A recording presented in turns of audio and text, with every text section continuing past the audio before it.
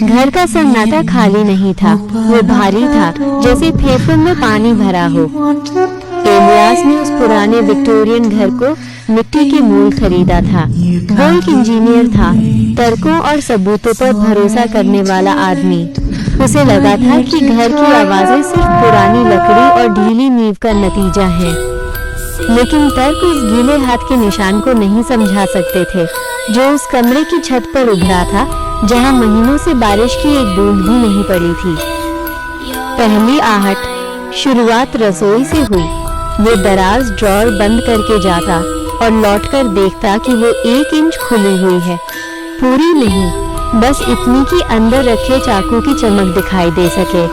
उसने सोचा शायद फर्श तिरछा है, लेकिन फर्श सीधा करने के बाद भी दराजें अपने आप खुलती रहीं। गूंज।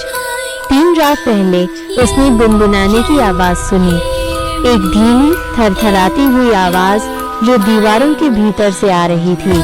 उसे लगा शायद कोई पाइप वाइब्रेट कर रहा है या दीवारों में मधुमक्खियों का छत्ता है। उसने हथौड़ा उठाया और हॉलवे की दीवार को तोड़ना शुरू किया। वहां कोई छत्ता नहीं था, वहां बाल थे, घने काले और खुरदरे बाल जो दीवार के भीतर रुई की तरह ठूसे हुए थे।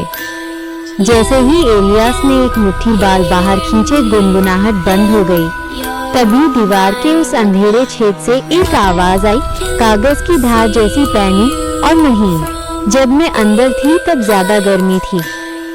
खौफनाक सच, एलियास भागा नहीं। उसका तर्क उसे आखिरी बार धोखा दे गया और वो वहीं जम गया।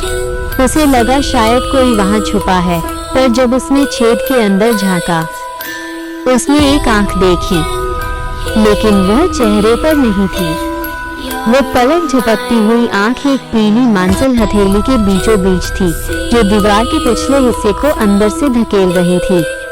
जिसे वो बाल समझ रहा था, वे दीवार में फंसे नहीं थे, वे घर की लकड़ी से उग रहे थे। लकड़ी इसलिए नहीं चरचरा रही थी क्योंकि वो पुरानी थी, वो इसलिए कराह रही थी क्योंकि उसे दर्द हो रहा था। वो पीछे हटा, उसका पैर रसोई की दहलीज से टकराया।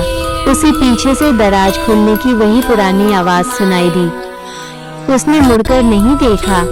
उसे पता था कि कौन सी दराज खुली है, वही जिसमें मांस काटने वाला बड़ा चाकू रखा था। क्या आप जानना चाहते हैं कि जब एलियास ने आखिरकार आईने में देखा तो उसे क्या मिला?